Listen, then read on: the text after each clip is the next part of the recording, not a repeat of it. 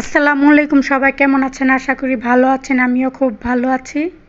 আজকে আমাদের রান্নার মেনু হচ্ছে কলমি শাক দিয়ে তেলাপিয়া মাছ, সাথে আছে পেঁয়াজ কাঁচামরিচ কুচি।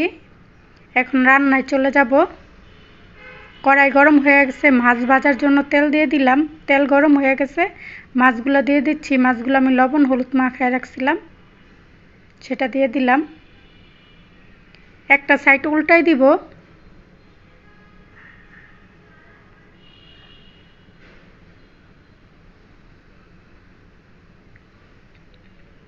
মাছগুলো ভাজা হয়ে গেছে, বাটিতে উঠায় রাখবো।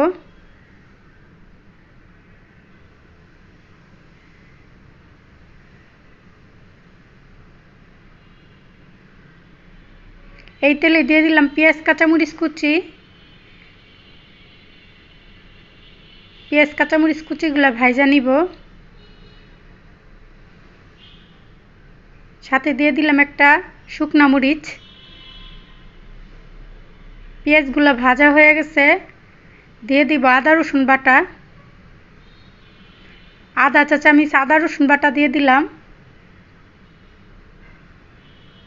এখন দিয়ে দিব পানি।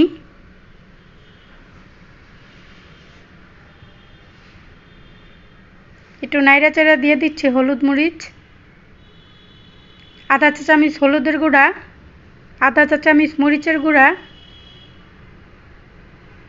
এখন কষাই নিব ভালো করে। মশলাটা 2 মিনিটের মতন কষাই নিয়েছি। দিয়ে দিলাম শাকগুলো। এখন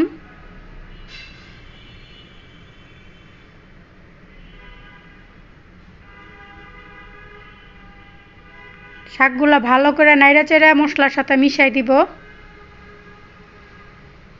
দেখুন নাড়তে নাড়তেই শাক কতটুকু হয়ে গেছে, খুবই অল্প হয়ে গেছে শাক।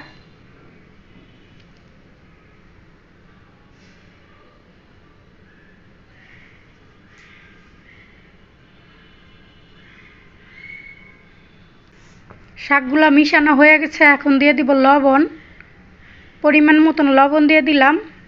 শাকে একটু লবণ পরেই দিতে হয়, নয়তো অনেক সময় লবণ বেশি হয়ে যায়, এর জন্য পরেই দিলাম।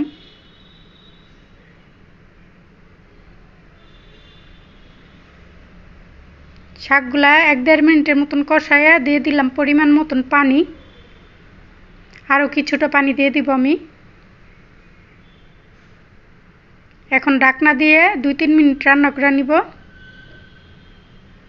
2-3 মিনিট পর এখন দিয়ে দিব ভেজে রাখা মাছগুলা। আলুটাও সিদ্ধ হয়ে গেছে। এখন মাছগুলা দেওয়ার পরে 1-1.5 মিনিট ঢাকনা দিয়ে রান্না করে নিব, তাহলে আমার রান্নাটা হয়ে যাবে। দিয়ে দিলাম ঢাকনা। এই দেখুন ঢাকনাটা খোলার পরে আমার রান্নাটা একেবারে রেডি।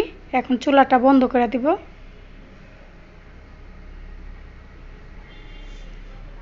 এই তো ফাইনালি আমার রান্নাটা একেবারে রেডি। আর যারা তেলাপিয়া মাছ দিয়ে আলু দিয়া এই তরকারিটা খান নাই শাকের, তারা একবার হইলো রান্না করে খেয়ে দেখবেন, খুবই মজা লাগে।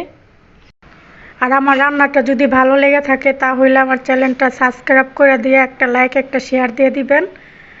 আল্লাহ হাফেজ। সবাই ভালো থাকুন, সুস্থ থাকুন।